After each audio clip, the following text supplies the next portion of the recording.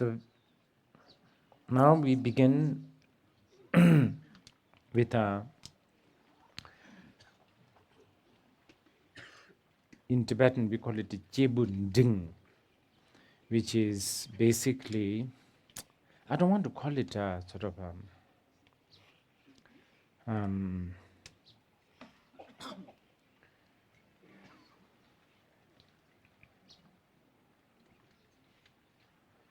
sort of a second class or something, because sometimes it gets misinterpreted as something lower, but basically not common, ordinary. For those who are curious, I think the Sanskrit word for the common person is aparadarsana, which is of this seeing only this side, one who sees nearby. Actually, that's good.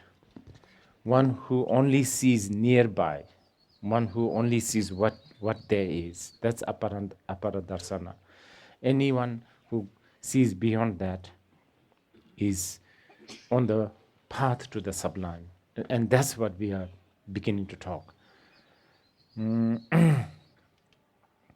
for this kind of person, and we are talking about this sort of the middle sort of class, or I don't know, much higher than aparadarsana. And the reason why it is higher than the aparadarsana or the ordinary person is because this person is not interested in, higher rebirth, because he or she sees higher rebirth is still a subject of cyclic existence. It's still a subject of time. Therefore, it is still a subject of impermanence. It's still a subject of anxiety.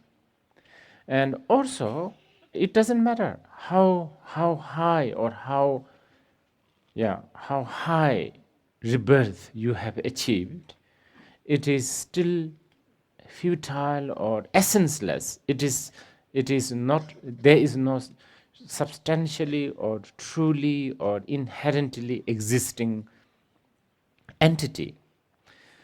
This is actually quite an important remark. Just as a side note, I need to tell you this. If you ask to summarize Buddhism in a very intellectual and academic way, and I'm sharing this because there are, again, students who are doing some intensive Buddhist studies. There's one really good way to summarize, which is view, practice, behavior, and the result. So on 4 levels, you can summarize Buddhism. The view is 4 seal, or 3 seal, I should be more fair, because on the Sharvaka, if you go to like Sri Lanka or Burma, you will not hear words like 4 seal. But within the 4 seal, all Buddhist view is included. So the view of Buddhism is 4 seal. You understand? So that's one. Now, let's jump to the result. How do you define Buddhist result? What is the Buddhist goal? How do you define the goal of Buddhism?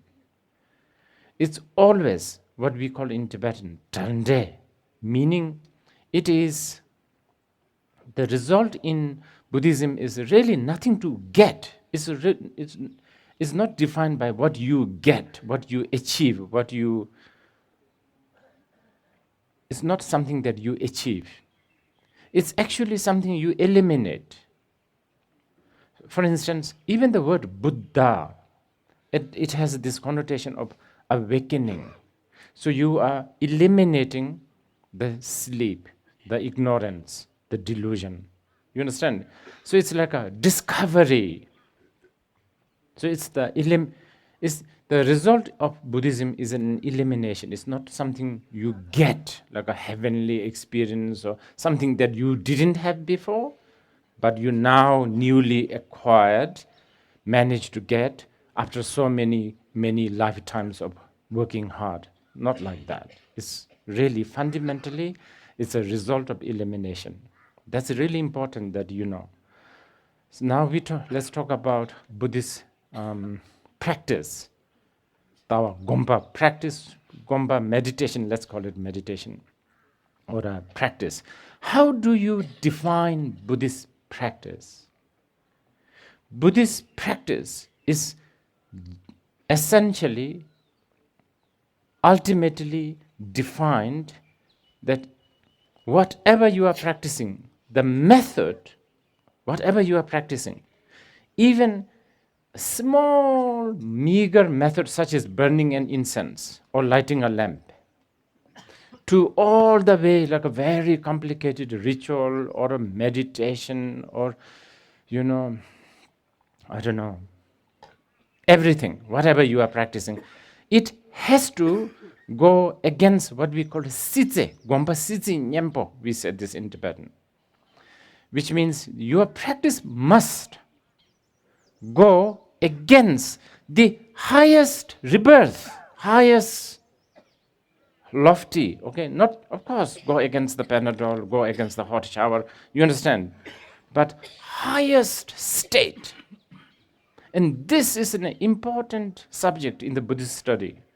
There's a lot of tussle and debate between Samkhya, Purva Mimamsa, Nyaya, or the ancient Indian philosophy.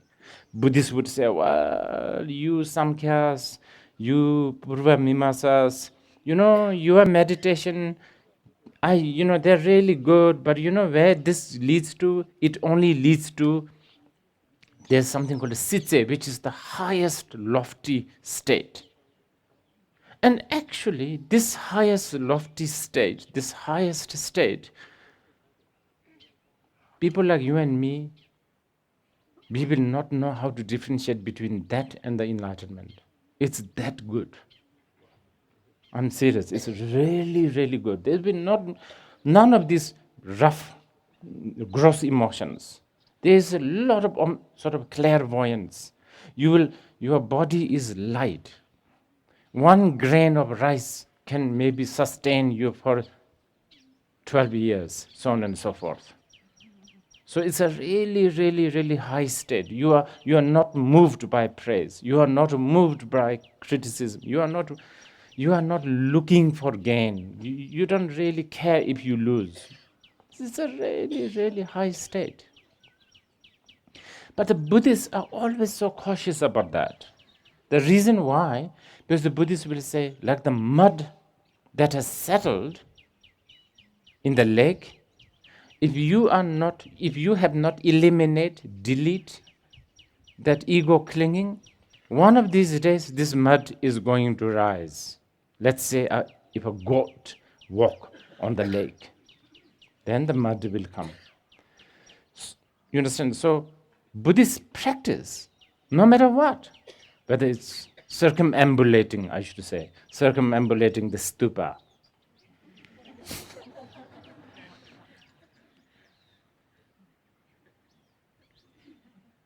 I think I already have a really bad branding.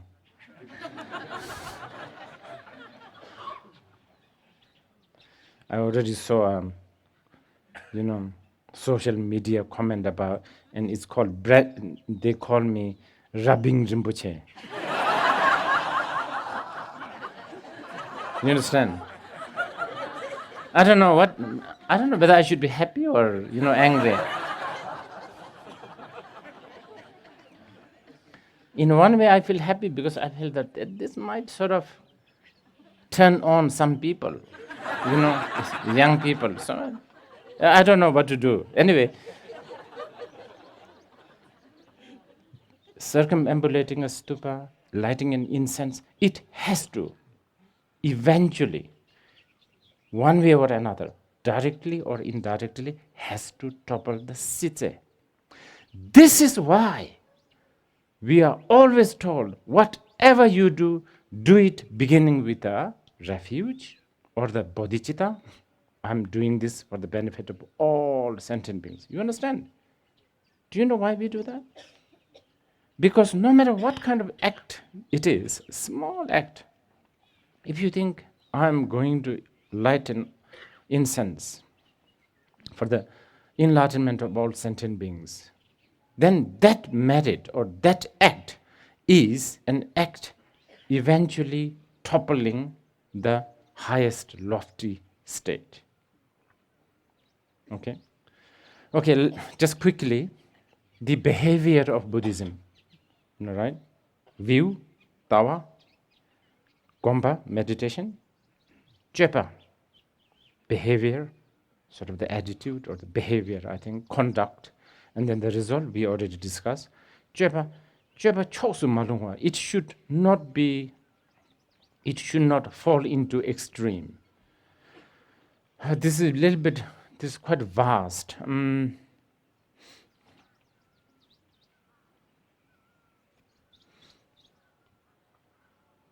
I think this actually confuses a lot of people.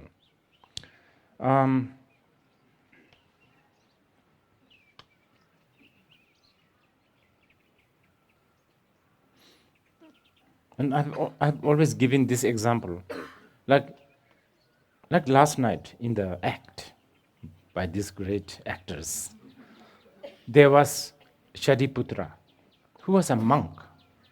We also venerate him, really serene, pure, great monk, really immaculate, pristine, serene, humble, renouncant. But we also venerate Vimalakirti or Manjushri. So see, so the Buddhist conduct is it's really not really lopsided. It's not extreme. This has probably this if you are smart, it's a really good thing. But I think it has caused a lot of, I don't know. This is my thinking. Okay, I think probably one of the reason why, among many other reasons, people are so confused because you see there's no clear direction. I've said this before to some of you know there's no like clear conduct. As a Buddhist, you cannot eat chicken. Period.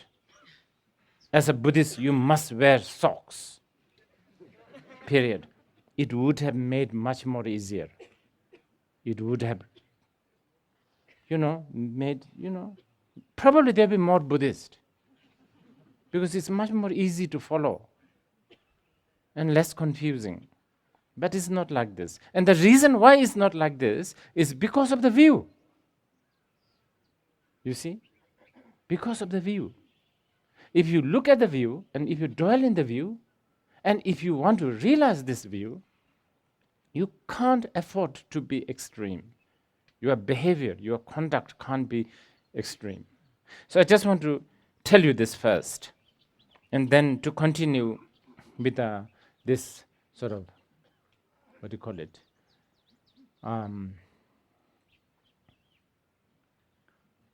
Higher than the one who sees only nearby person. They have an aim to, they don't look, so they are not interested on this highest lofty state. They want to go beyond. So they want liberation. Tharva, we call it. Tharva, yeah. Only the Tharva, not Thamji Chemba. Tharva is just a liberation. Thamji Chemba means omniscience. They want to get the hell out of this place. They think this is not good. This is useless. This is impermanent. This is too much anxiety, too much suffering. I don't want to be here. Okay? And they also are not looking for a better rebirth in the next life.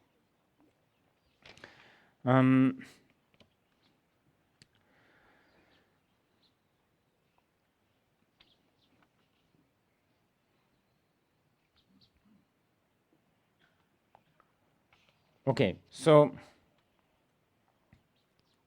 I need to explain this a little bit more. So they look at something, they look at samsara as a something, as I said, uncertain, filthy, essenceless, anxious. Now, I need to explain a little bit for those who are new here. How do we define samsara? And we use this word a lot. What is samsara? Essentially, I will make it very short. Essentially, samsara is when there is this notion of self, but thinking it actually exists truly. And interacting with this truly existing self. And not only that, because of that, or kind of a vice versa, you also begin to have clinging to 5 aggregates such as form, feeling, as a independently existing, truly existing, unconditionally existing. And not only you have 5 aggregates, and the Sanskrit word is dhatu, come in Tibetan. Anything, the world within the subjective and objective sphere, all of this kind of person will see it as illusion. And as you look at but ordinary sentient beings, defiled sentient beings, look at these illusion and see it as real. And this is called delusion. Okay? And as long as you have this delusion, you are bound to be disappointed. You are bound, sooner or later, it's going to fail. Sooner or later, is going to do something that you did not plan, or you did not expect, or you did not assume. So, the person who is not aparadarsana, basically Dharma practitioner, but quite high Dharma practitioner, his or her wish, sort of the main wish or main aim, is to see the truth and apply whatever method there is to see the truth. And an awareness that sees the truth is labeled as what we call wisdom. And as long as you don't have the wisdom, all other seemingly virtuous actions such as generosity, discipline, patience, all of that is blind. Okay? I repeat, wisdom, quintessentially, wisdom is an awareness that sees the truth. Of course, there's a lot of degrees, there's a lot of levels. Some may see only the example of the truth. Some may see partial, and the other may be more, complete. And then, finally, you even shrug that off. Okay, that's a really, really, really important. In all the sutras and the shastras, when we praise the Buddha, when we praise somebody, we always pick the highest quality of this person and then praise. In all the sutras and shastras, we praise very little to Buddha with his halo or color of his skin or his, clairvoyance or his miracle power. Very, very little. The main power, main quality that we are so impressed with him or that we praise, the reason or the cause to praise him is always because he saw the truth. Under the Bodhi tree, above the Vajra Asana, in Bodh Gaya, the most amazing thing he has achieved, the highest achievement, is seeing the truth. Okay?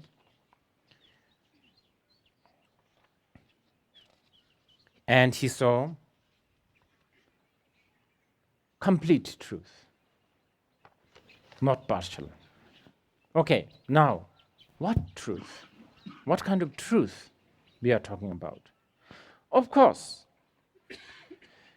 as Buddha himself said, I have seen profound, peaceful, extremeless, luminous, uncompounded truth that no one would hear. In other words, it cannot be verbalized, conceptualized. But again, we are not talking about something mythical, mystical. So even though it is inexpressible, unthinkable, you cannot conceptualize, for the sake of purifying, removing the suffering from the sentient beings, Buddha has taught what kind of truth. Not only verbally, but in so many ways he taught. For instance, like the Vimalakirti Sutra, almost entire actually, like 95% of the teaching actually is a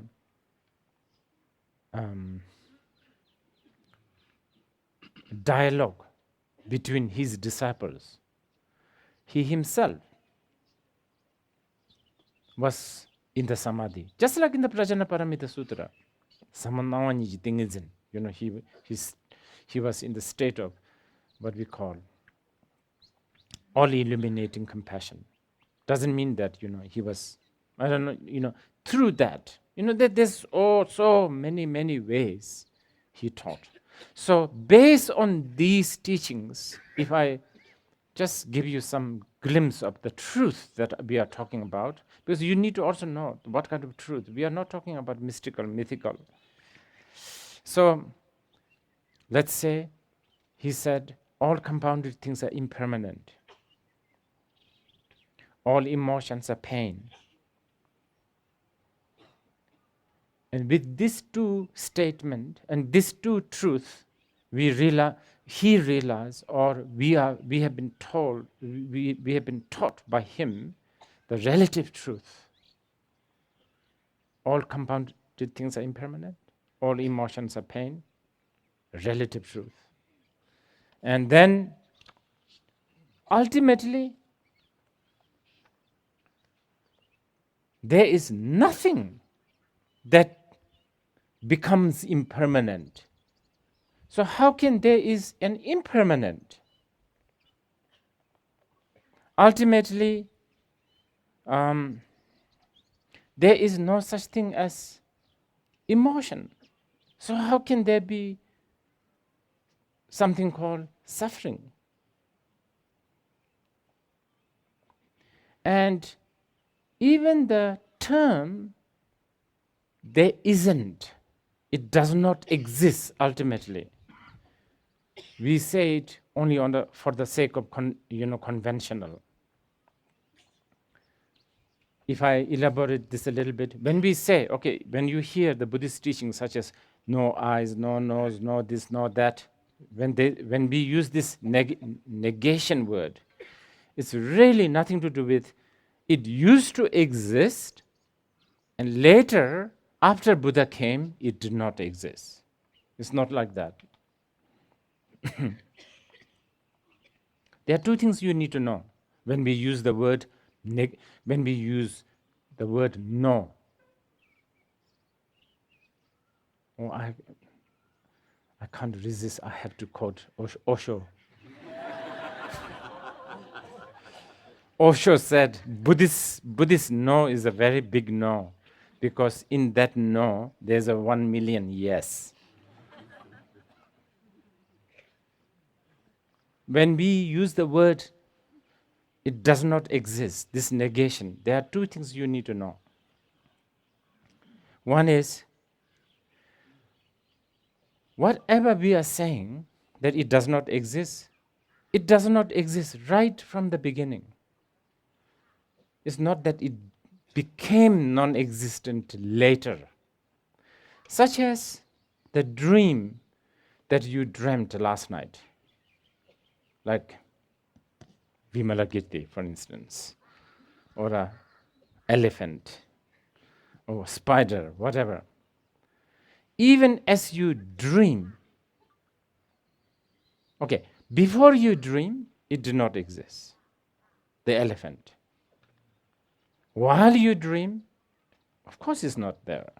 Otherwise, you understand, you are in your room. Most of the rooms in Beer are very small. And after you wake up, it's not like the elephant's gone. So, beginning, middle, and end, elephant does not exist. So this is one thing you need to know, number one. Number two, even though it does not exist, appearance of elephant exists. You understand? Appearance. Now, you should not look down at appearance, because when this spider or the elephant come to you during the dream, it did its job to scare you, to excite you, I don't know, whatever. You understand? It does its job perfectly. If it is a nightmare, you will scream. If it is sad dream, you will cry. If it is $1 million lottery winning, you will be excited. All of this. It will do its job. So there are two things you need to know. When we say it does not exist, two things. It doesn't mean that it exists before and it became later non-existent. That's number one. And while it is empty, the appearance never stops. What you have heard just now, it's really important. You should tattoo it on your chest. It's really important. Oh, so important. Really. If you can apply this in your day-to-day life, whatever happens to you, oh, it does not exist, but it is still apparent. And if you can really, really get used to this idea, it will do wonders. It will really, I don't know, somehow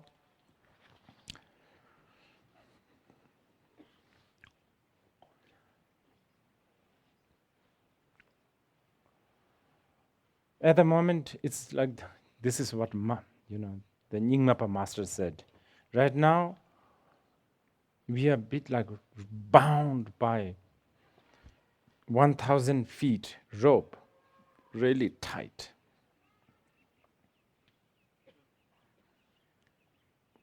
Really, really tight. But somehow, if you find a hidden blade and you scratch, then suddenly it begin to loosen up. You understand? Even though it doesn't matter, 1,000 miles of rope binding you begin to fall apart. Arya Deva said this. Even by understanding intellectually, it will make your samsaric organization chaotic.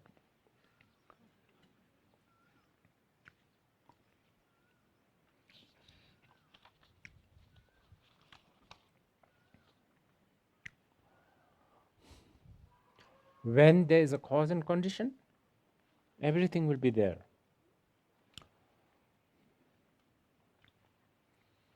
I'm sure some of you are getting tired of this example, but when there's a little bit of moisture, a little bit of rain, a little bit of sunlight, and if your mind is also there, and your body is also at a, favorable distance, you will see a rainbow. When all these cause and conditions are important.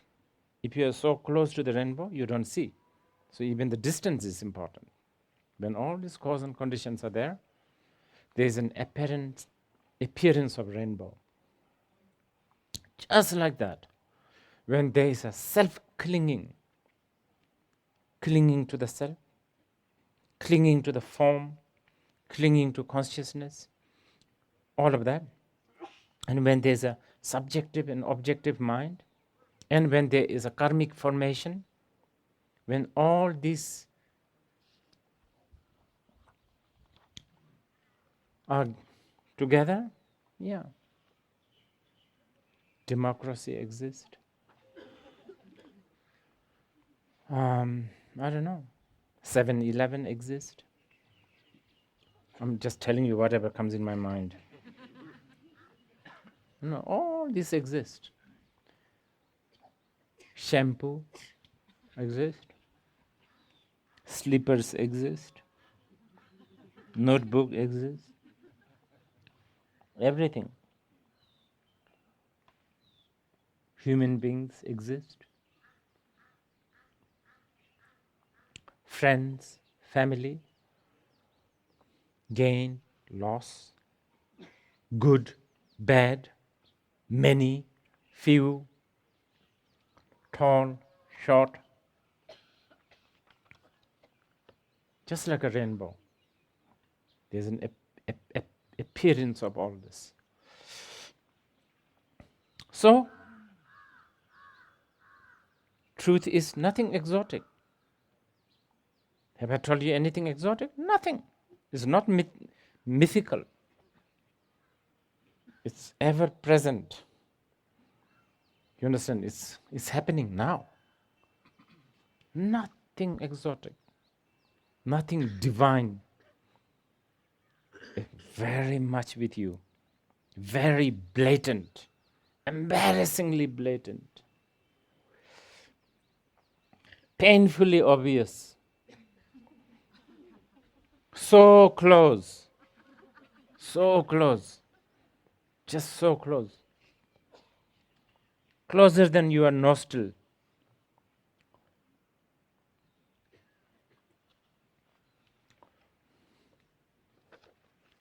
Hey, do you have this nose hair clipper?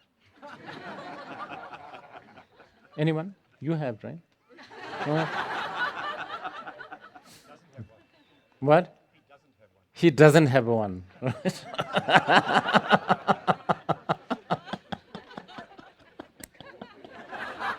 What? Okay.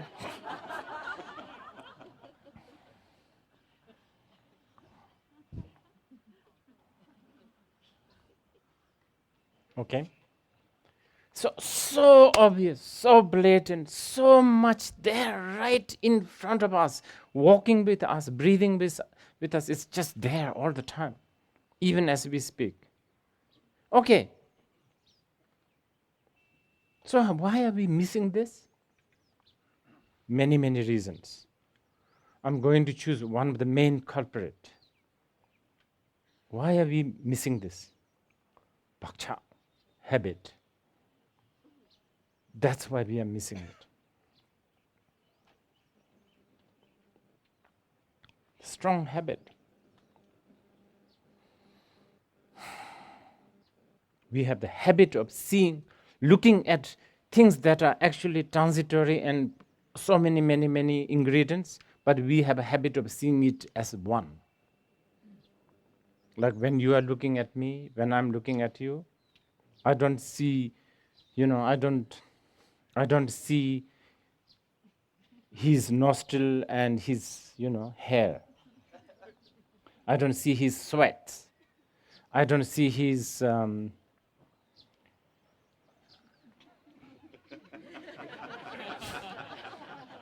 lot of things. There are a lot of things, I don't see it in parts. I only see it as a whole. You understand? Form. And that's why I don't even think twice to touch him.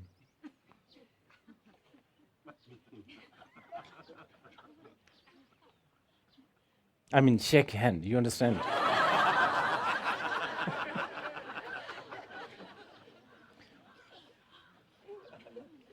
Because if you think in parts, wow, you have to really think. I will have to go with some really super, what do you call it? Hand sanitizer. Yes, sanitizer, hand sanitizer, or something like this. I'm sorry.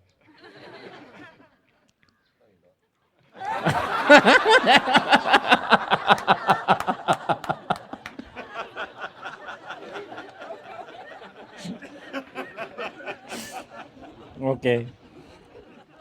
I think you are right. Anyway, he's part of the part. Have you seen, what do they call it? Evangelical evangelical teachings. I saw in the TV. There's this priest, and then there's somebody on the wheelchair, and then he touches, and suddenly he gets up. They sort of implant, right? Sort of embedded audience, pre-arranged. He's something like this.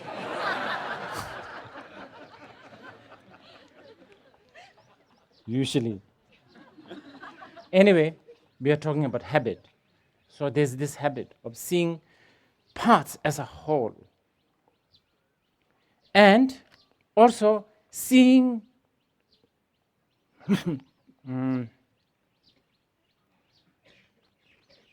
what is the word transcend? To go beyond. No. I want continuum, I think. It's really important. Oh, I know. Seeing lot of moments as a continuity. Very, very important one. Oh my goodness. If you want to know about the philosophy of reincarnation, you need to know this. We are always looking at lots of moments. Past moment, this moment, next moment. But we always think it as a whole, continuum. Jun. The Tibetan word is Jun. Okay? And also, we have the habit of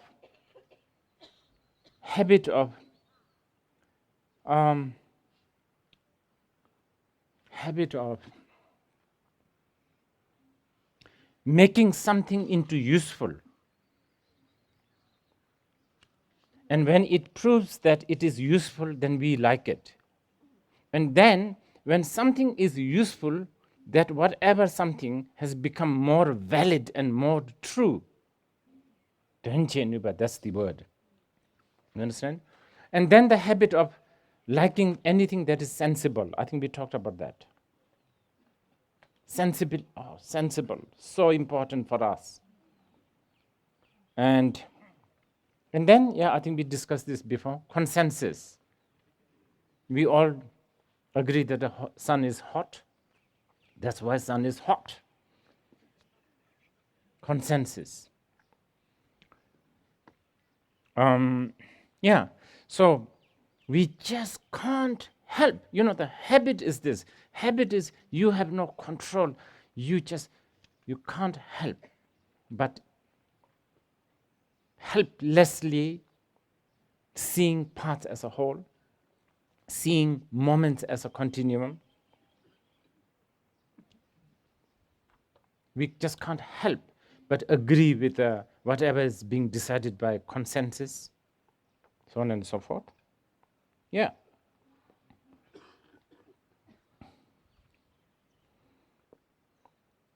So, what do we need to do? We need to get rid of habit. At least we need to reduce it. Or we need to transform it. Or we need to monitor it. This is a good word, very important word, monitor. Or if you are one of those busy tantric person, you need to learn how to outwit this habit, how to cheat this habit, how to bribe this habit, how to overtake this habit. That should be your aim. That is your practice. You understand? So, again, it's really important, this part. If you are apara darsana, if you only are thinking of this side, this life, if you are one of those who sees only nearby, if you are only interested in seeing this and still meditate, then I have some suggestions. There's some really good apps, mindfulness apps. Use that. That will do. No need to come to any Buddhist teachings. Any of this mindfulness, most of this, they will do this job. But if you want to go beyond this, aparadarsana, if you are aiming higher, then you have to look for more. Okay. Now, so what do we do with the habit? How to work with this habit? Now we realize this habit is one of the main culprit. What do we do? So, if you want to work with a habit, there are many ways. One of them is you need to learn how to apply sanctions, economic sanctions, embargo. Because this habit need to, go on living, survive. So you have to deprive this habit from its nutrition. This is what you need to know. You need to,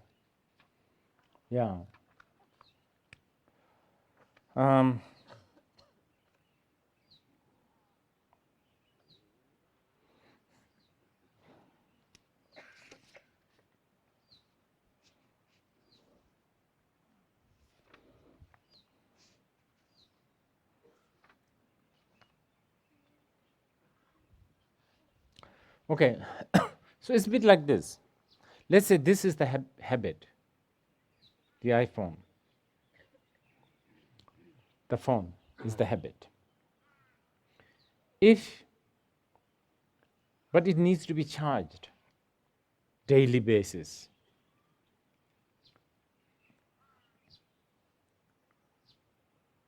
That's the food. So you usually charge this habit.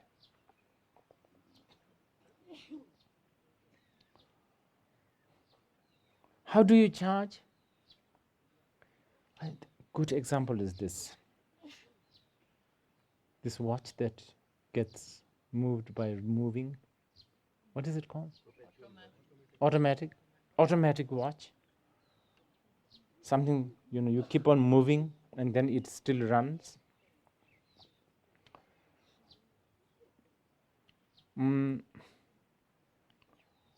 Habit becomes strong and stubborn and deeply, firmly rooted habit if you poke it, touch it. It doesn't matter how you touch it, negatively, positively, nicely, not nicely. Then, like the automatic watch, it runs. So we somehow need to deprive this habit by not supplying this vertical continuous poking. We are going. This is kind of big, so we need to spend some time on this in a little bit. Okay, first, need to tell you this. Habit, the moment we are talking about a habit, obviously we are talking about a habit of mind. If someone doesn't have a mind, you can't have the basis of habit. Okay? So this is why people like Shantadeva always say Samsung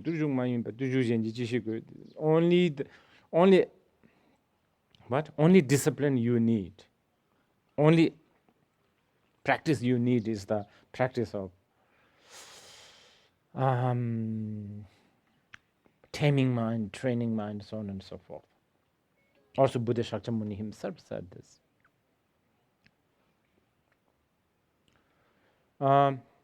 But yes, so the mind is very important. But the thing is, mind is so intertwined with your air, prana, breathing. It's very intertwined with it. So keep that in your mind. We will talk about it a little bit more, probably tonight or tomorrow. So your breathing is also plays some role, quite an important role. And this air, the prana, is also intertwined with your body, nadi, your body. And your body is intertwined with Panadol. Panadol is useful here.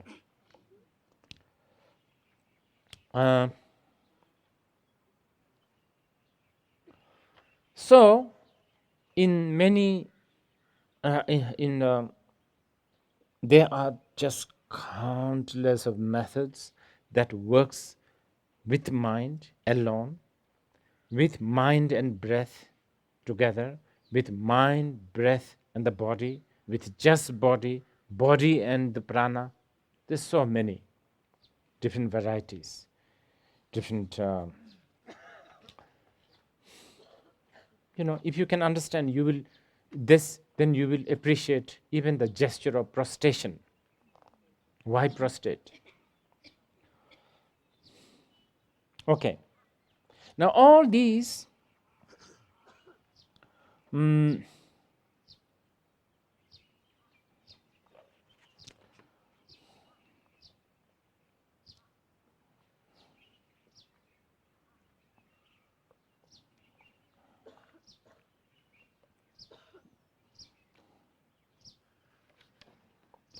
okay.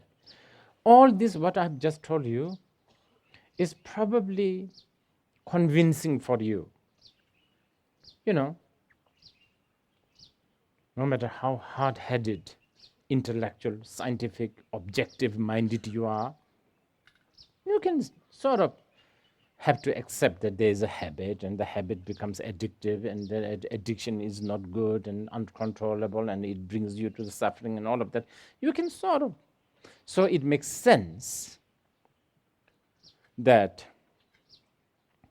oh, you have to tame your mind, train your mind. So it really goes very well, isn't it, in the ears of modern people. Ah, Buddhist meditation, now that's something nice. That makes sense.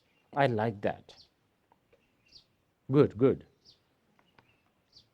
Remember the first one, admiring the Buddhism? Fine.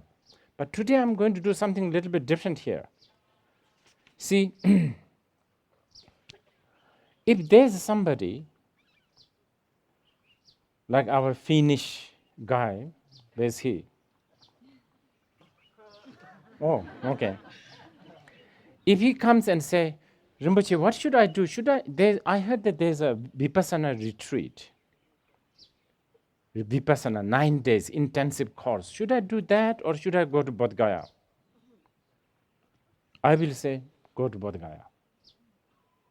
Much more important than this 9 days. Okay.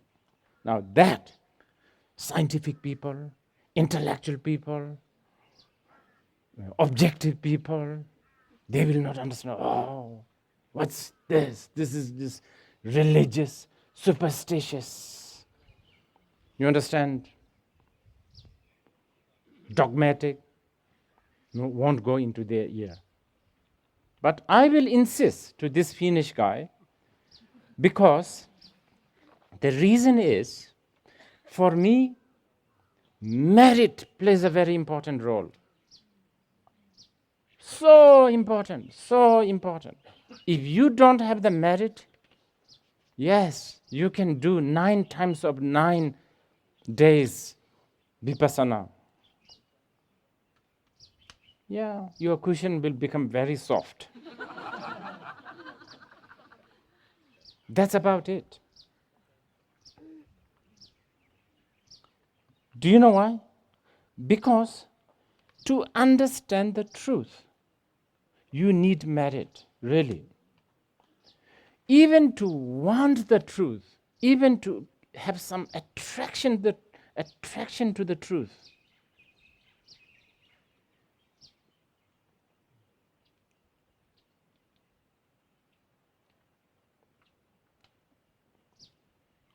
How many of you like when you receive a birthday card?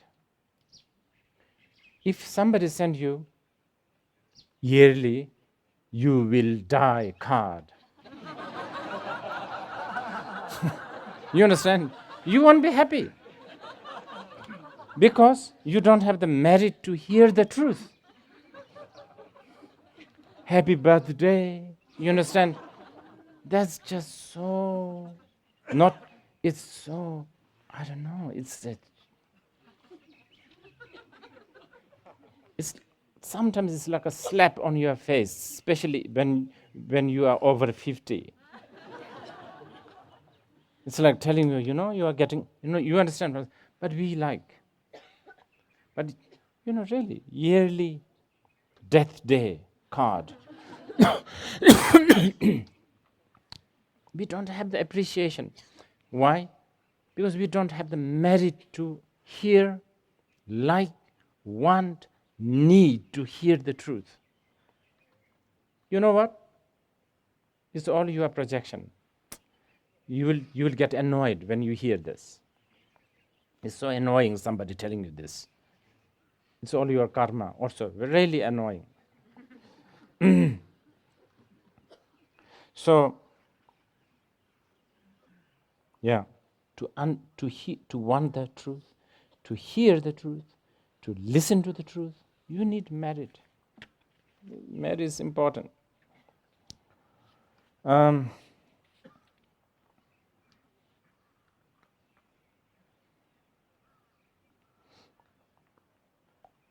If you just want to control your mind, just some sort of abiding state of mind, concentration, no need that much merit. I mean, we are talking about, the Buddhist. Maybe, join a, what do you call it, Navy SEAL, sharpshooter, for instance. you can gain some really good concentration. Calming the mind, Navy SEAL, tolerance a little bit, unwavering concentration, all of this you can gain.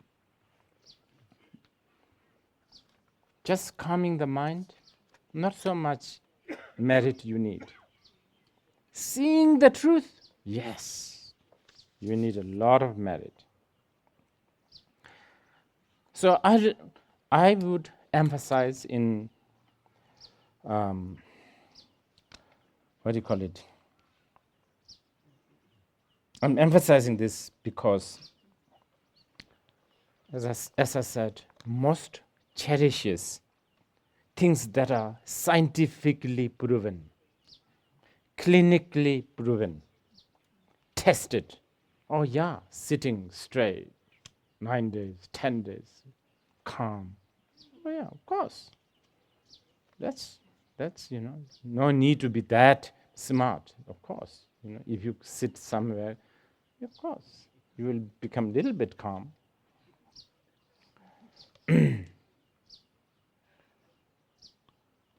So, merit, I don't know. Objective people, scientific people, academic people may not accept. And you know what? Another reason why I would tell my Finnish friend, you go and accumulate merit by going to Bodh Gaya, is because actually it's more easier to do than sitting 9 days or whatever. It's easier. Actually, the bodhisattvas of the past said, it's more easy to make merit than do non-virtuous things, which is very true. It's kind of panicky and it's very scary to, what do you call it, pickpocket, steal from somebody's body, somebody's bag, and then you steal somebody's money. And then as you do, it's just so panicky. You could get caught, and if you have a little bit of a sanity inside you, you will also feel not good. You feel bad, and it's just not. It's not so nice. But if you, instead of picking when stealing something from somebody's bag, if you put some money without the other person knowing, you understand what I'm saying? The opposite. You understand? Let's say you walk around and you see somebody's bag slightly opening. You put 100 rupees. That's what I'm talking about. It's oh, okay. If you get caught, you say, well, I give you 100 rupees. You understand? It was so blissful. So it's nice. It's really a nice thing to do. I don't know though. In America, probably you can still go to prison. You have to be careful with this one, But I mean, you understand? To do something good deed, especially if you are doing it without the other person knowing, meaning you are not even fishing for acknowledgement. You are just so blissful, and it just brings so much happiness and joy and merit. So this is why the merit is paramount. Really, So merit, karma, so important. One wonders why people are not understanding this. How many systems we have applied now? It's not really working. At the end, I think the Shakyamuni himself is right. It's always the karma that will determine. Ever since Plato, till now, the best, supposedly the best systems have been applied. Chinese applied socialism, Americans have applied capitalism, democracy. It's the same thing.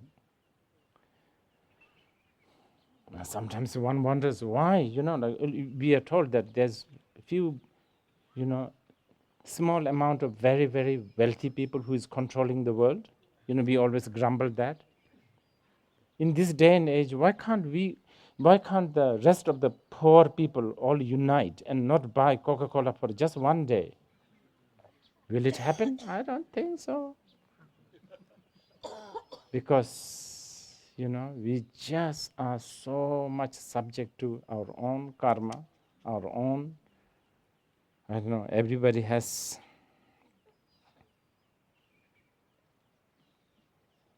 everybody's, controlled by this one's own emotion, own self-clinging. Okay, I'm going astray here. Habit. Why are we not seeing the truth? Habit. And why and how to now control the habit?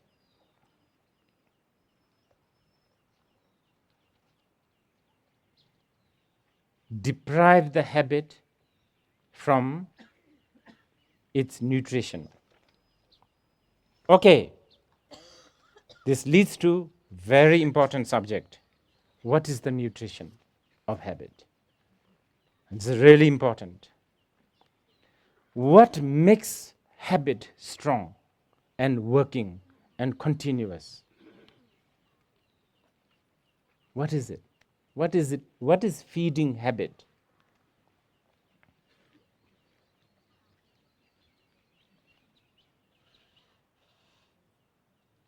Yang, we call it in Tibetan. Such a beautiful word. Yang. What feeds habit is this continuous distraction.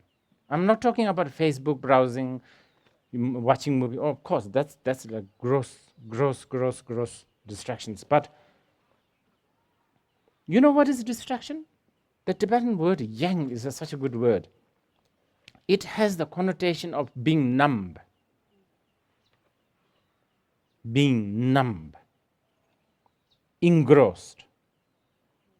Dead, actually. Unconscious. Coma. And this happens all the time. Right now, you must be thinking something and you are not knowing that that's what you are thinking. You understand?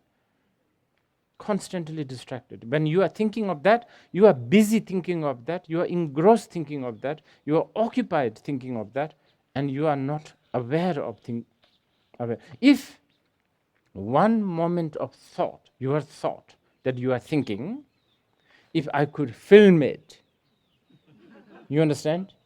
And then put it on the slow motion.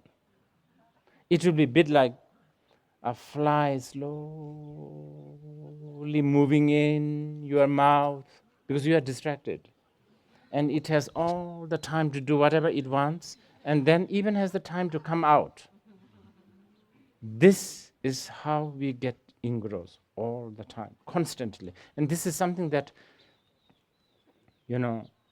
I want you to think about it during this break. Check, see. Even now.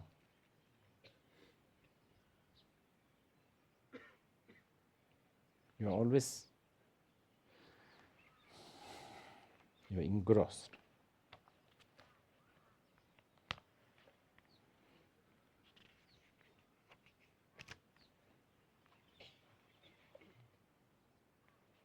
But something has happened just now.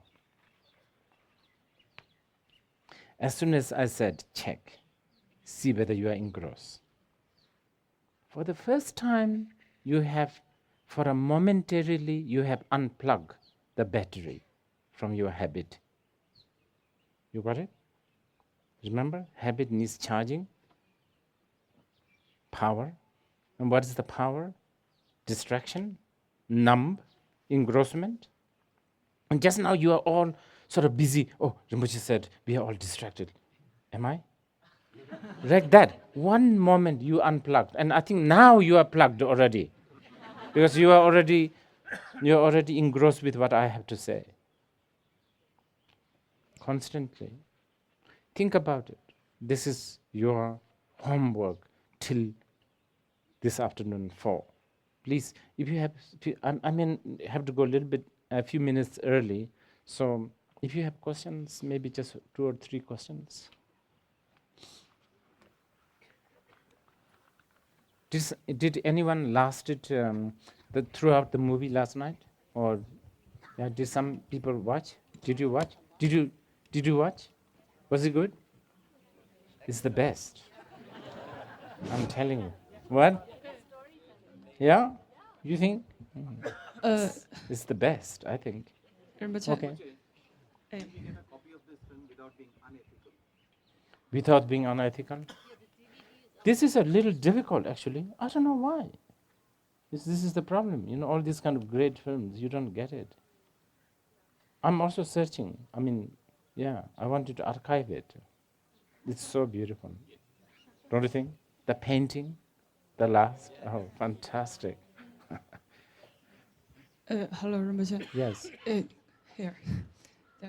Could you help me translate?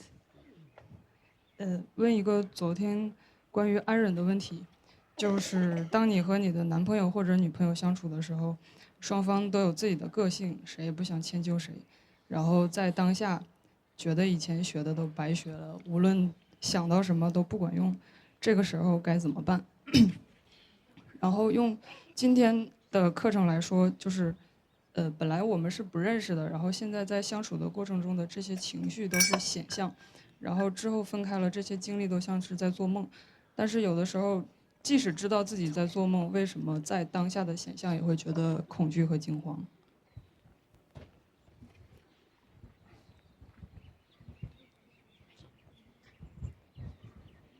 ？Okay.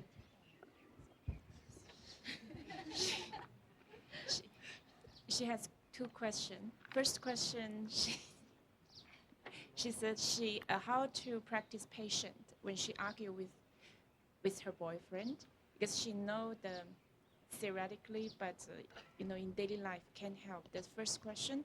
Second question, she said now we are all in this class, and all the experience like a dream. So. Okay.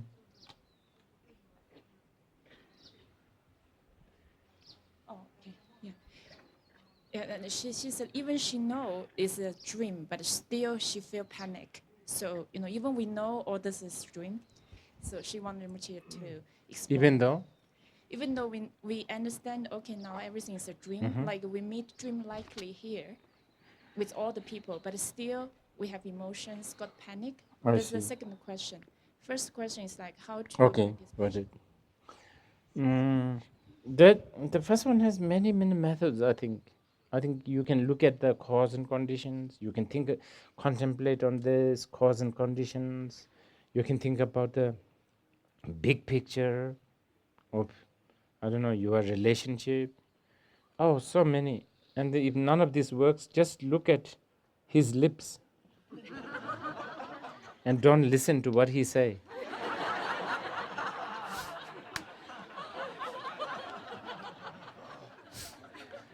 And second one is this panic is good. Yes.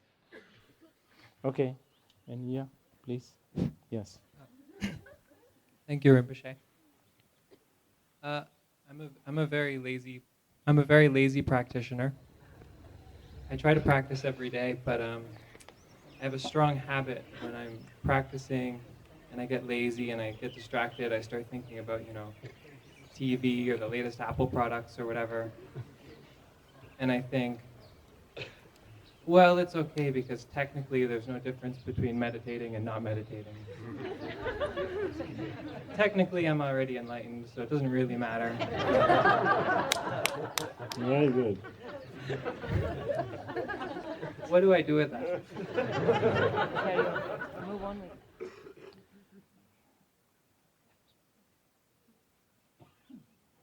Yeah, well, okay. Theoretically, academically, you know the Shantideva's question, quotation, "Dunghal never shidundu," to be free from suffering. Because if you are subject of cause and condition of the suffering, pain, anxiety, time, then you still have things to do. And it's that you need to know. That's more on the theory, okay? Practically, if you actually think the second one genuinely, you are still practicing somewhat. But so between these two, okay, there's an anxiety that I'm not practicing, I'm being lazy. But there's also, well, appreciation to the innate nature of the mind, the Buddha. You understand?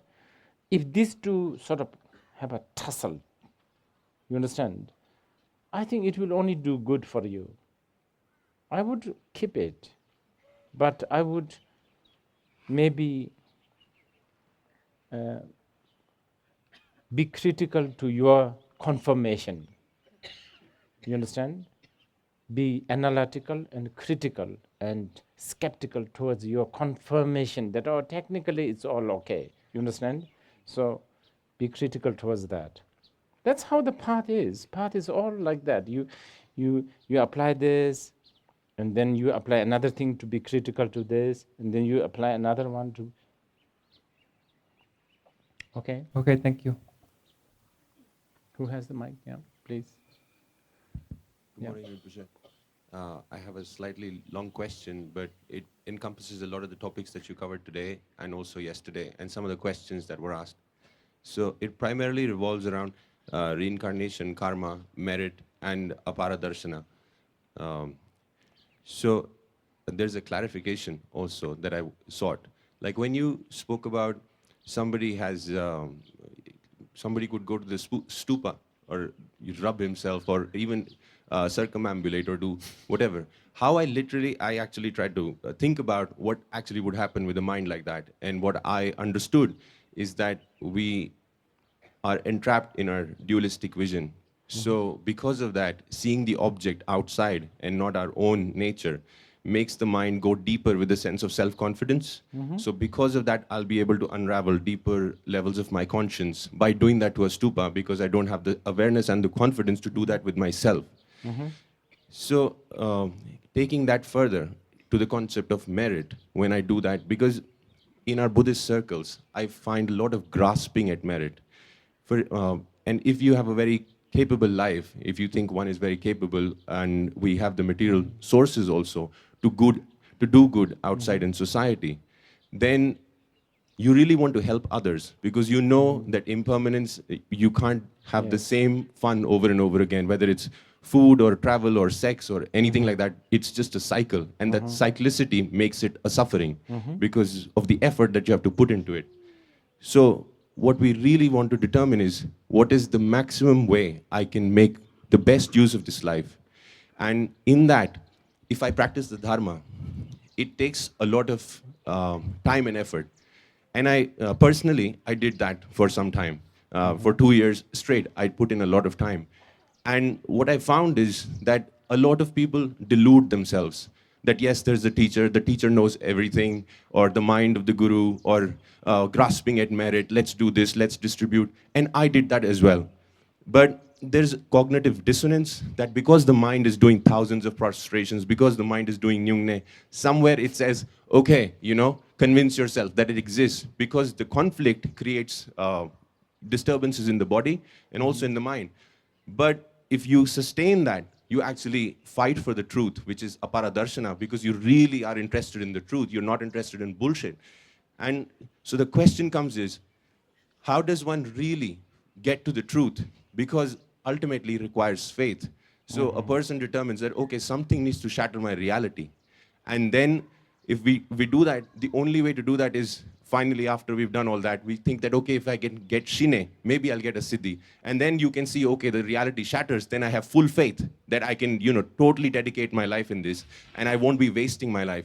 Because a lot of people that I met, with, complete respect to them, you don't end up getting anything, even after 5 years, 10 years, even after the 2 years I gave of my life, and I came back, I saw that all my peers have gone ahead, and I haven't. So I realized, what should I do? And right now I'm trying to balance the two lives, live the materialistic life well, study and do everything else, and also study the Dharma and, do all that.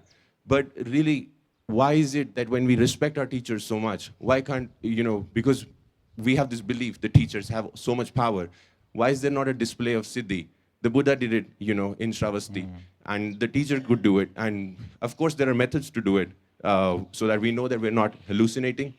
It could be done in a deterministic way, so that we have full faith, and we can practice our lives. Those who have the merit to give up this life, and you have the money, so you give that up and really go for it, full-fledged. So it's a combination of all that. Sorry for the long harangue. No, that's good. Part of it, I'm going to, I think, hopefully, we can cover this tomorrow. But one thing, as I spoke just before you, this eroding, whatever you practice, eroding both, the famous example of sharpening the knife. You worn out the metal and you worn out the whetstone. I think that's an essential that's essential thing you need to know about the Buddha's path. Your comment about, clutching on merit, for instance, for this reason in the Mahayana, even the merit you are supposed to dedicate, so on and so forth. But it all has to go down. We talked about distractions today. Let's see where we will go, reach. But anyway, eventually you are supposed to go beyond all this. What a great Mahasandhi master said, as long as you have this notion, this is it, then you are not there. You have to go beyond the notion of this is it. Conclusion. I think we will discuss this. Okay, we will have to stop here today. So 4.